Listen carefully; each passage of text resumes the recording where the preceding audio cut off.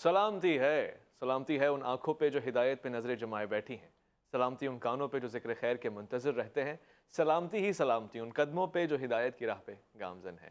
السلام علیکم ورحمۃ اللہ وبرکاتہ۔ تمام تعریفیں خدائے بزرگ و برتر کے لیے جو وحد لا شریک ہے، نہ کوئی ثانی ہے نہ کوئی ہمسر ہے۔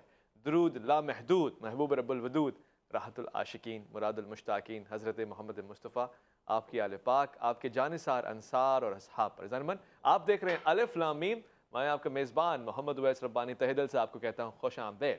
حفاظ یعنی وہ بچے جو بچپن سے قرآن کے ساتھ دوستی کرتے ہیں، پھر قرآن کو پڑھتے ہیں، قرآن پڑھنا سیکھتے ہیں، پھر اس کے بعد قرآن کو اپنے سینے میں اتارتے ہیں، مدتوں بعد ان کو جا کے حفظ ہوتا ہے، بڑے مشکل مراحل سے گزرتے ہیں، بعض اوقات تو ایسے مدارس میں پڑھتے ہیں کہ جہاں ان کو سخت نبرد آزما ہونا پڑتا ہے سختیوں کے ساتھ، مگر اس کے بعد جب قرآن ان کے سینے میں سما جاتا ہے اور اس کے بعد وہ معاشرے میں انٹر ہوتے ہیں اور اس کے بعد کالج یونیورسٹیز میں ان کو دیکھا جاتا ہے کہ جناب آپ تو اوپر سے آئے، یا آپ کو اضافی مارکس ملیں تو کیوں ملیں، یا پھر آپ نے آخر ایسا کون سا مارکہ اچیو کر لیا ہے، کیا آپ کے پیچھے ریگارڈز ہیں جس کی وجہ سے آپ کو اتنی ویلیو اتنی گریس ملے۔ گریس مارکس ملنے چاہیے حفاظ کرام کو یا نہیں ملنے چاہیے؟ آج کل کی میڈیکل یونیورسٹیز کا بھی یہ دعویٰ ہے، یہ سوال بھی پوچھا گیا کہ کیا ان کو اضافی مارکس یا حوصلہ یا تقویت یا کسی بھی طور سے چانس ملنا چاہیے؟ اگر آپ حافظ قرآن ہیں تو آپ کو نوکری کے معاملے میں یا تعلیمی مراحل میں یا شعبہ تدریس میں کوئی عزت، کوئی حوصلہ اور کوئی تقویت ملنی چاہیے۔ آج کے اس پروگرام کو ہم خاص طور سے اسی سوال پہ رکھیں گے، جاننا چاہیں گے کہ واقعی یہ معاشرے کی ضرورت ہے، یہ شریعت کی ضرورت ہے، یا پھر یہ دین خدا کا امتیاز ہے، یا پھر ہم نے خود ساختہ کیفیت بنائی ہوئی ہے جس کو ہم نے اپنے ذہنوں پہ تاریخ رکھا ہے اور اس کا کوئی حل بھی نہیں نکلتا۔ میں آج کے پروگرام میں خوش آمدید کہنا چاہتا ہوں، بہت ہی خاص میٹھی گفتگو فرماتے ہیں، حقائق پہ مبنی ہوتی ہے، دلائل کا ایک ذخیرہ آپ کے پاس ہے، ڈاکٹر جمیل راٹھور۔ السلام علیکم ورحمۃ اللہ۔ وعلیکم السلام ورحمۃ اللہ وبرکاتہ۔ ساتھ ساتھ میں آپ کے مہمان، ہمارے مہمان بہت ہی خاص، بہت ہی ایک مخصوص انداز رکھتے ہیں، سادہ نرم مزاج اور پھر علمیت اور شعبہ تدریس سے آپ کا بہت گہرا تعلق ہے، اس لیے بھی بہت خاص ہے آج ڈاکٹر اسحاق عالم صاحب۔ السلام علیکم ورحمۃ اللہ۔ وعلیکم السلام ورحمۃ اللہ۔ ڈاکٹر جمیل راٹھور صاحب، میں تو جانتا ہوں آپ کو پرسنلی، آپ شعبہ طب سے تعلق رکھتے ہیں، پھر آپ حافظ قرآن بھی ہیں۔ رمضان الکریم میں جو تراویح ہوتی ہیں اس میں آپ کی ایک ایسی آواز ہے جو میں سمجھتا ہوں کہ یہاں دنیا والے بھی اور آسمان والا بھی بہت پسند کرتا ہے، مگر آپ نے قرآن حفظ آخر کیوں کیا؟ کوئی بینیفٹ آپ کو نظر آ رہا تھا؟ بسم اللہ الرحمن الرحیم۔ یقینی طور پر اس وقت تو میں تو چھوٹا تھا، لیکن میرے والدین کو بینیفٹ نظر آ رہے تھے۔ کچھ بینیفٹ ایسے ہوتے ہیں جو کہ آپ کے سامنے ہوتے ہیں، اور کچھ بینیفٹ ایسے ہوتے ہیں جو بعید ہوتے ہیں لیکن ان کے ملنے کا لازمی اور حتمی اور قطعی طور پر آپ کے پاس یقین کامل ہوتا ہے۔ چنانچہ میرے والدین کوتا اندیش نہیں تھے، دور اندیش تھے۔ انہوں نے آگے کی سوچی کہ بچے کو حفظ قرآن کروائیں گے تو دنیا میں مقام تو ملے گا، قرآن کی برکتیں ملے گی، قرآن کے اعزاز و اکرام ملیں گے، لیکن آخرت میں قبر سے لے کر حشر تک اور جنت تک بے شمار انعامات و اکرامات اس کے اور میرے منتظر رہیں گے۔ انہوں نے حفظ کی طرف ڈالا، اور میں آبی کی بات کو آگے بڑھاتے ہوئے جاؤں گا۔ جب میں نے میٹرک کیا تو میری 79 سمتھنگ تھی۔ اب آدم جی کالج میں جانے کا شوق تھا، تو نہ ہمارا زون پڑ رہا تھا اور اوپن میرٹ 82 83 چل رہا تھا۔ اب اس وقت تک اناؤنس نہیں ہوئے تھے 20 نمبر، ٹھیک ہے نا؟ تو خیر ہمیں یہ پتہ چلا کہ یہ ایک رول ہے کہ ایک حافظ اور قاری کی سیٹ ہر کالج کے اندر ہوتی ہے۔ تو ہمارے پرنسپل صاحب تھے آدم جی کالج کے، مسرور صاحب، ہم گئے، جا کر ہم نے کمپٹیشن میں حصہ لیا۔ اللہ کے کرم سے قرآن کی برکتوں سے دونوں مقابلے میں نے جیتے۔ اچھا۔ اور اس طریقے سے آدم جی سائنس کالج میں داخلہ ہوا، اور قرآن کی برکتوں سے پھر جب انٹر سائنس ہوا تو فرسٹ 10 میں ہم شامل تھے۔ تو میں یہ کیوں ہوا؟ اس لیے کہ جب آپ قرآن پڑھتے آپ کا یہ دماغ جو ہے یہ ایک بہترین مشینری ہے۔ اس کا ایک سیل نکالیں نیورون، وہ فٹ بال فیلڈ جتنا لمبا ہو جاتا ہے ایک خلیہ اس کا۔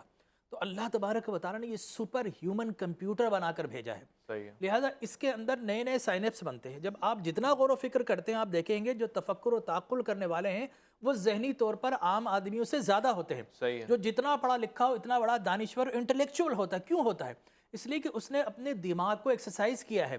اگر میں یہاں پر اپنا سب پیکٹورلس میجر اور مائنر چاہوں ڈمپل اٹھا کر تو وہ بن جائے گا، ٹھیک ہے نا؟ میں ڈیلٹوائڈ مسل بنانا چاہوں بن جائے گا۔ اسی طرح دماغ کی بھی ایکسرسائز ہوتی ہے، اور قرآن دماغ کی بہترین ایکسرسائز ہے۔ اعلیٰ حضرت احمد رضا خان نور اللہ مرقدہ کنز الایمان سے استفادہ کرتے ہیں، وَلَقَدْ يَسَّرْنَا الْقُرْآنَ لِلذِّكْرِ فَهَلْ مِن مُدَّكِرٍ۔ کوئی ایسا ترجمہ نہیں کر سکا، آپ نے فرمایا کہ ہم نے اس قرآن کو یاد کرنے کے لیے آسان کر دیا۔ سبحان اللہ۔ اب آپ دیکھیے دنیا کی کوئی کتاب، چاہے آپ گائٹن کو لے لیں، چٹرجی کو لے لیں، آپ پی کے کوئی سی بھی آپ لے لیں، آپ کو من و ان ایز اٹ از زیر زبر کے ساتھ یاد نہیں ہوتی. یہ قرآن کا معجزہ ہے کہ 6666 آیات اللہ تبارک و تعالیٰ زبر زیر کے فرق کے بغیر میمورائز کروا دیتا ہے.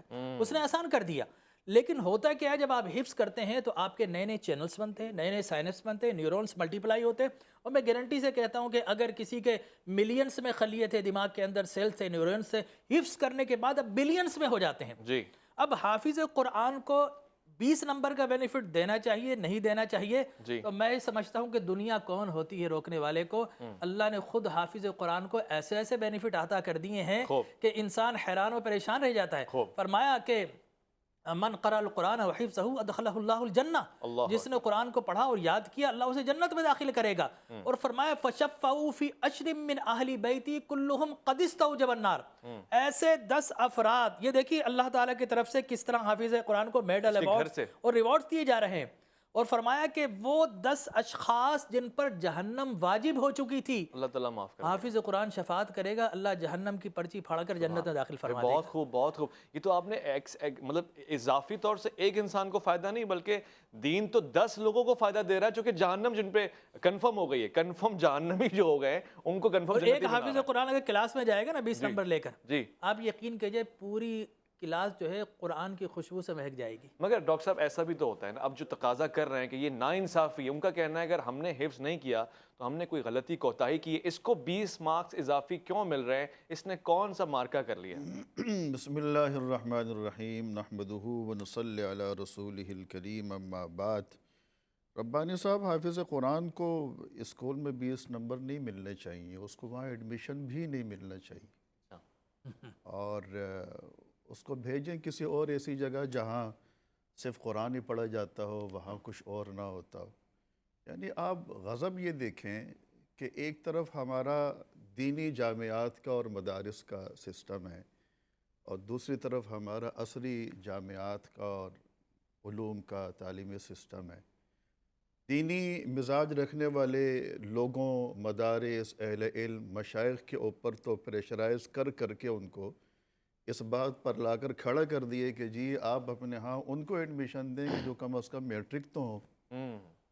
تو آپ مجھے بتائیں نا کہ تفسیر قرآن پڑھنے کے لیے میٹرک کی کیا ضرورت ہے, حدیثیں پڑھنے کے لیے میٹرک کی کیا ضرورت ہے, باقی جتنے بھی ہمارے مدارس کے ہمارے مذہبی علوم ہیں اس کے لیے یہ دنیاوی علوم کی, ان تعلیموں کی, ان ہنروں کی تو کوئی ضرورت نہیں ہے. لیکن ہمارے ہاں اس چیز کو قبول کیا گیا, بلکہ اب ہمارے ہاں ان چیزوں کا باقاعدہ سے ایک الگ سے سسٹم بنا دیا گیا, اور ہمارے بچوں کو باقاعدہ میٹرک بھی کرایا جاتا ہے, ان کو انٹر بھی کرایا جاتا ہے, بی اے بھی کرایا جاتا ہے, باقاعدہ سپورٹ کرتے ہیں.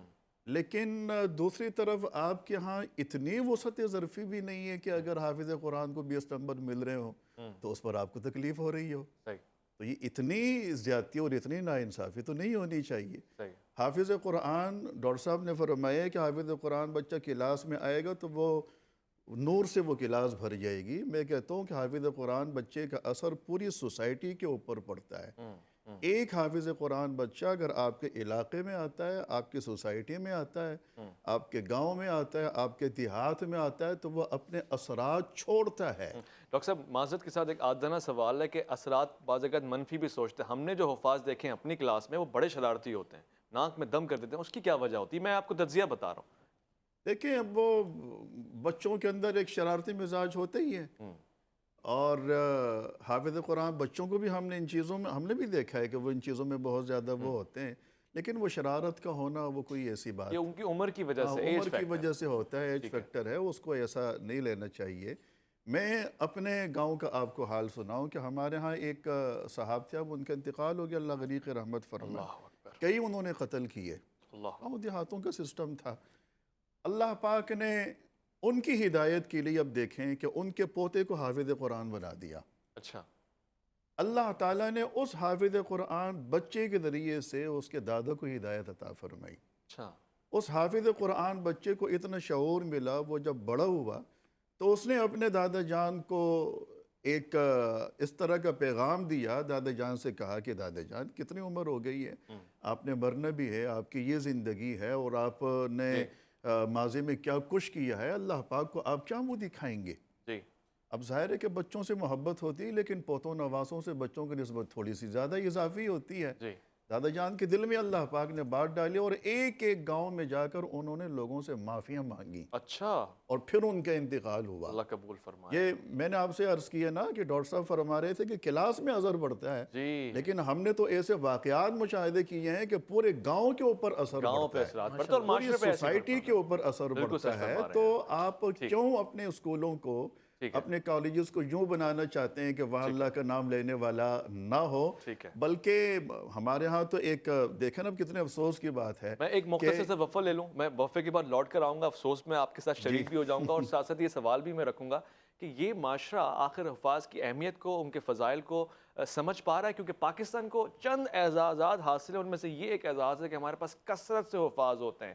یہ دین کی خدمت ہمارے ہاں جس مزاج سے ہو رہی ہے، دوسرے پاس کسی کے پاس اس کی مثال نہیں ملتی ہے۔ لوٹ کر آئیں گے، الف لام میم میں آپ کا انتظار ہے۔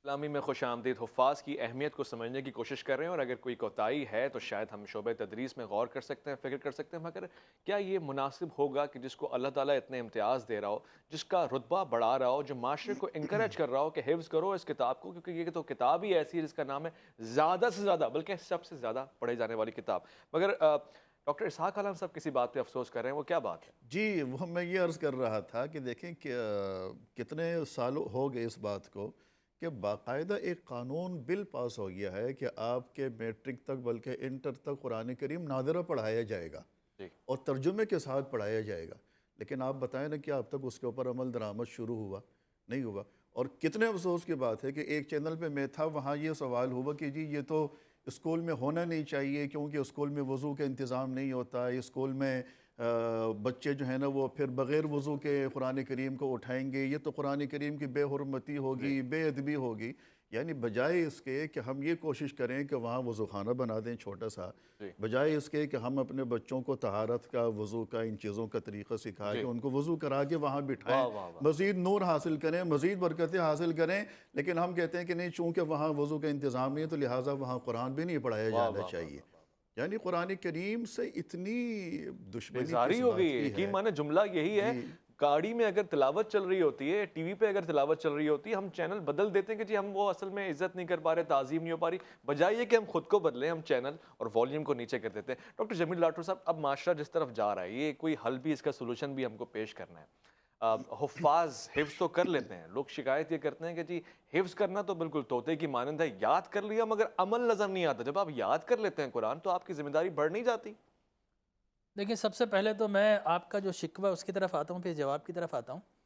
دیکھیں، میں آپ سے ایک عرض کروں کہ المیہ کیا ہے اس دنیا کا؟ دنیا یہ چاہتی ہے کہ مذہب کو فقط عبادت گاہوں تک محدود کر دیا جائے اور باقی جتنی بھی خرافات ہیں جو انہوں نے خود ساختہ گھڑی ہوئی ہیں ان کے مطابق زندگی گزاری جائے۔ مغرب اس میں کامیاب ہو گیا، اس لیے کہ مذہب اس کو کمپیٹ نہیں کر پایا، لیکن ہمارے ہاں الحمدللہ علی احسانی ہی ہمارے مدارس کی چین ہمارے بزرگوں نے، اسلاف نے ایسی زبردست یہاں پر قائم کی ہے کہ آج آپ یہ دیکھیے کہ ہم پڑھنے کے لیے کسی اچھی یونیورسٹی میں باہر جانا پڑتا ہے، لیکن پوری دنیا کا مسلمان اگر اچھی یونیورسٹی میں پڑھنا چاہتا ہے تو پاکستان آتا ہے، حق ہے، ٹھیک ہے نا، پاکستان آنا پڑتا ہے۔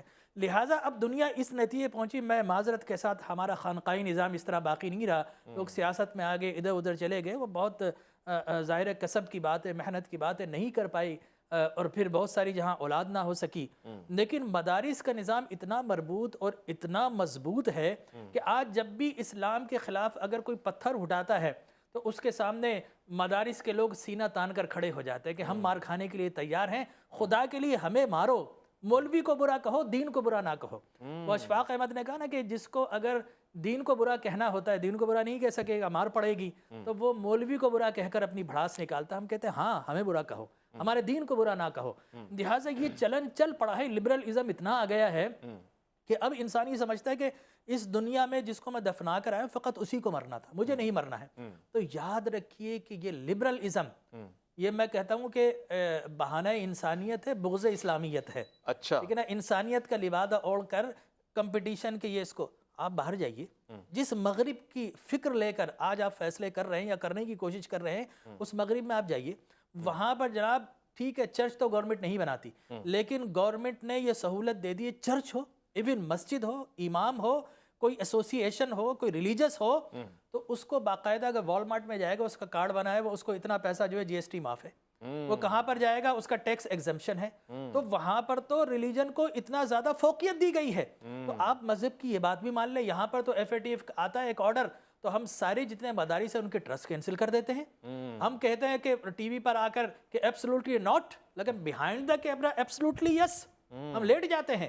آج ہم نے وہ اس لیے کہ مغرب کا پرابلم یہ ہے کہ جب تک مدرسہ باقی ہے، حافظ باقی ہے، قاری باقی ہے، عالم باقی ہے، تو انشاءاللہ دین بھی باقی رہے گا، ناموس رسالت کے سپاہی بھی رہیں گے، اور تاجدار ختم نبوت کی خاطر اپنی جانوں کے نذرانے پیش کرنے والے بھی موجود رہیں گے، تو اس لیے مدارس کو بار بار نشانہ بنایا جاتا ہے، اور ظاہر ہے کہ ہر شخص جب بھی مدرسے میں بچہ بھیجتا ہے تو اس کی پہلی فوقیت یہ ہوتی ہے کہ بچہ حفظ قرآن کر دے۔ اب بچہ مدرسے سے نکلا ایک بہت اچھے اور خوشبودار ماحول سے نکلا، اب وہ کلاس میں آیا، اس نے آ کر دیکھا کہ اچھا ایسے مذاق ہوتا ہے، ایسے شرارتیں بھی ہوتی ہیں، تو وہ وقتی طور پر شیطان حملہ اسی پر کرتا ہے جو صراط مستقیم پر ہو، لہٰذا شیطان کا پہلا حملہ حافظ قرآن پہ ہوتا ہے کہ دیکھو یہ اتنی اچھی زندگی گزار رہے ہیں، چل کر رہے ہیں، تم بھی احساسات کرو، تو وہ عام طور پر بعض اوقات ہم یہ توقع کرتے ہیں حافظ قرآن کے فرشتہ صفت ہوگا، نہیں، وہ بشر ہوتا ہے، اس کے اندر بھی وہ ایک کہتا ہے نا کہ سفید رنگ کا لباس ایک چھوٹا سا اسپاٹ بھی نمایاں نظر آتا ہے، تو حافظ قرآن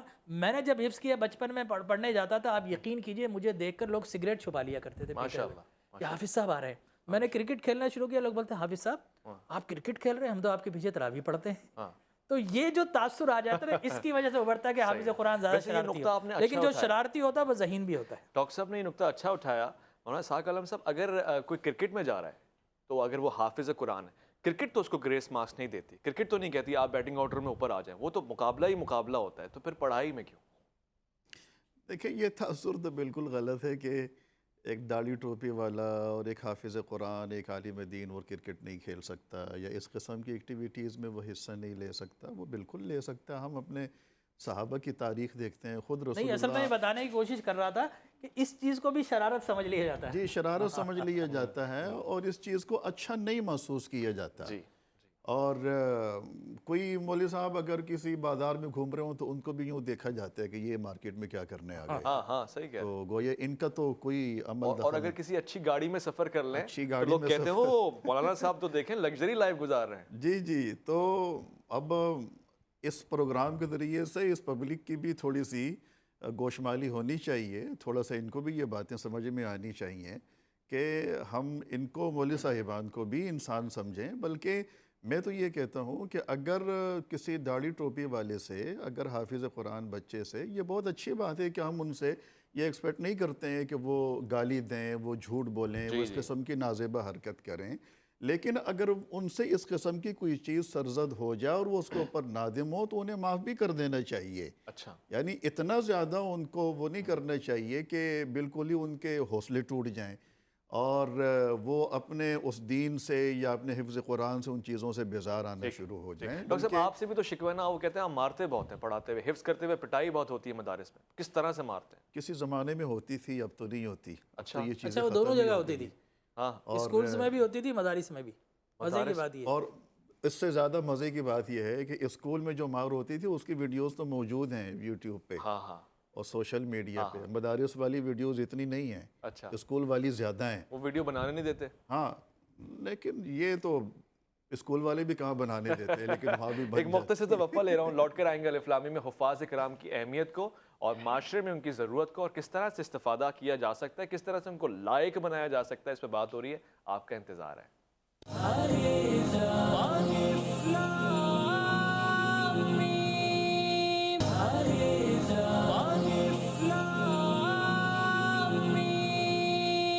اسلامی میں خوش آمدید، بہت ہی دھیمے پیارے نرم مزاج میں گفتگو ہو رہی ہے، حفاظ کی اہمیت کو اجاگر کرنے کی کوشش بھی کر رہے ہیں اور کہیں کوئی ایسا پہلو ہے جو اصلاحی ہے تو اس کو بھی قابل ذکر بناتے ہوئے بات کر رہے ہیں۔ ڈاکٹر جمیل راٹھور صاحب، میں نے مولانا صاحب سے سوال بھی پوچھا، آپ سے بھی پوچھوں گا، آپ نے حفظ کیا قرآن، پٹائی ہوئی ہے آپ کی، کتنی ہوئی ہے اور کیا شرم اس کی اجازت ہے کہ آپ کی پٹائی ہو سکتی تھی؟ دیکھیے میں آپ سے عرض کروں کہ بعض اوقات جو ہے جب گرد آ جاتی نا کسی چیز پر تو ہم اس کی صفائی کرنی پڑتی ہے، ہمیں اس کو چمکانا پڑتا ہے.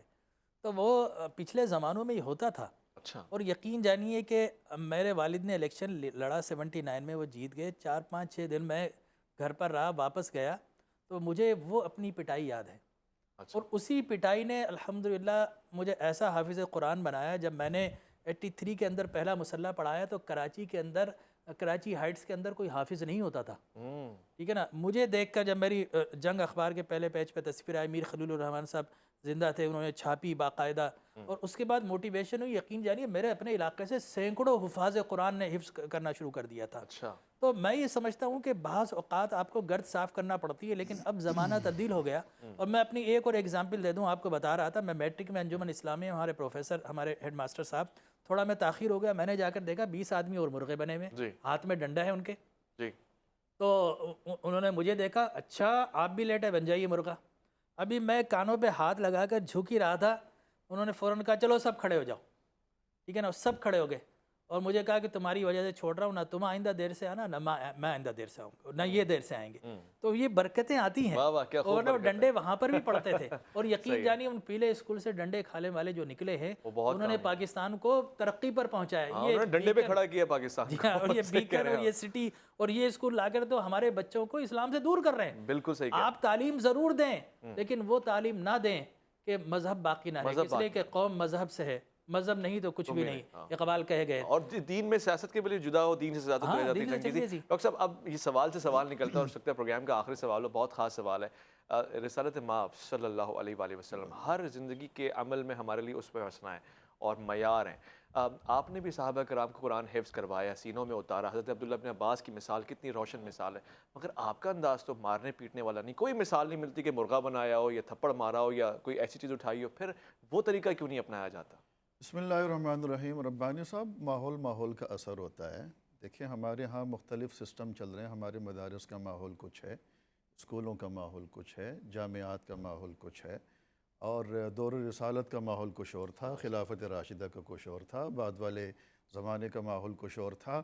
اس وقت کے لوگوں کا عالم یہ تھا کہ وہ کسی کے پاس کپڑے کا ٹکڑا ہے تو وہ بڑی محبت کے ساتھ وہ لا کر اس پہ تحریر کر رہا ہے.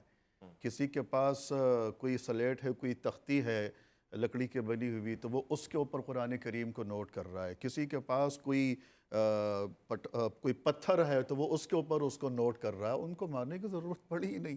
انہوں نے ایسا کچھ ریئیکشن دیا نہیں کہ جی آپ ہم سے جو کام کروانا چاہتے ہیں ہم اس کو کرنے کے لیے تیار نہیں ہیں، بلکہ انہوں نے یہ ریئیکشن دیے کہ جی ہم اور زیادہ محبت کے ساتھ اس کام کو کرنے کے لیے تیار ہیں.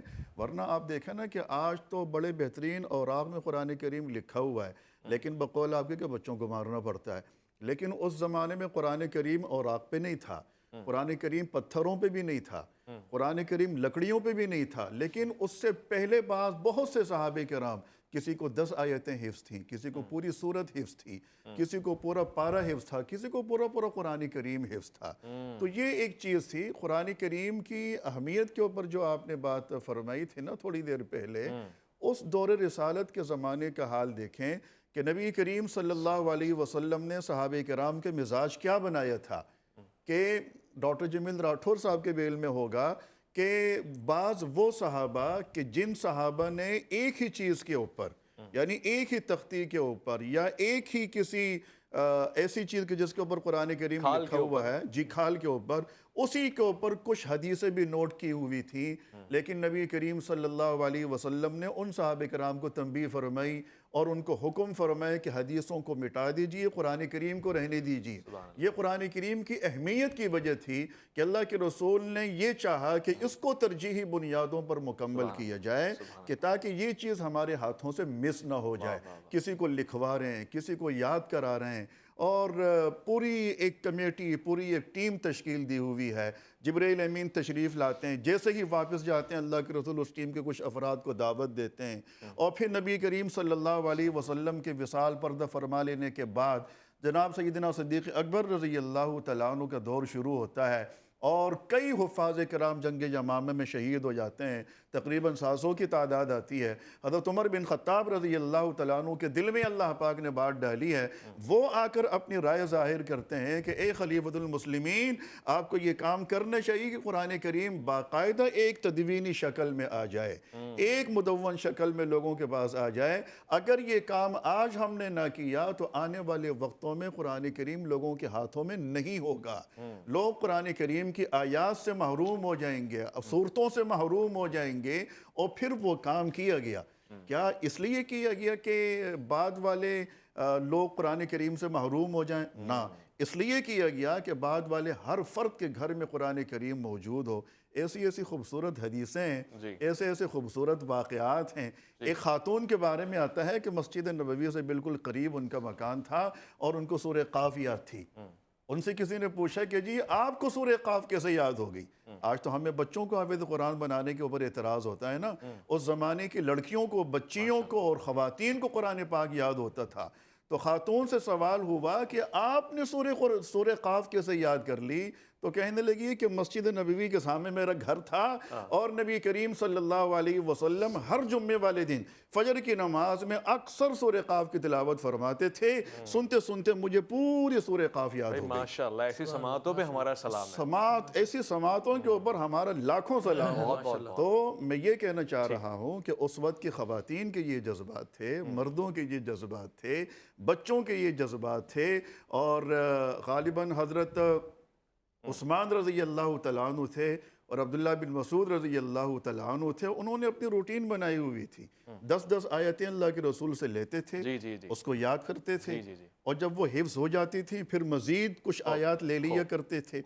اور کچھ دور دراز کے وہ صحابہ جو ہر وقت اللہ کے رسول کی صحبت میں نہیں آ سکتے تھے، وہ انہوں نے اپنے ساتھیوں کی ڈیوٹیاں لگائی ہوئی تھیں کہ آج تم جاؤ گے تو پھر پرسوں تم چھٹی کر لینا، پھر میں چلے جاؤں گا۔ ہمارے لیے ایک معیار قائم کر گئے۔ بہت بہت شکریہ ڈاکٹر اسحاق عالم صاحب آپ کا، بہت بہت شکریہ ڈاکٹر جمیل راٹھور صاحب آپ کا۔